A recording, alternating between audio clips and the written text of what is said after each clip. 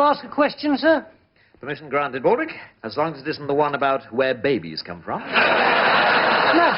the thing is, the way I see it, these days there's a war on, right? And ages ago there wasn't a war on, right? So there must have been a moment when there not being a war on went away, right?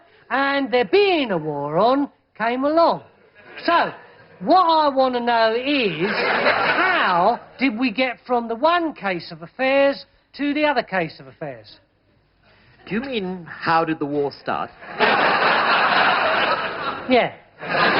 The war started because of the vile Hun and his villainous empire building.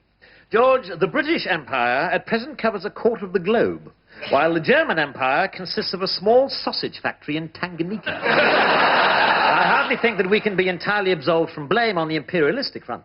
Oh, no. No, sir. Absolutely not. Man's a bicycle. I heard that it started when a bloke called Archie Duke shot an ostrich because he was hungry. I think you mean it started when the Archduke of Austro-Hungary got shot. No, there was definitely an ostrich involved. Well, possibly. But the real reason for the whole thing was that it was just too much effort not to have a war. By gum, this is interesting. I always loved history. The Battle of Hastings, Henry VIII and his 6 knives, all that.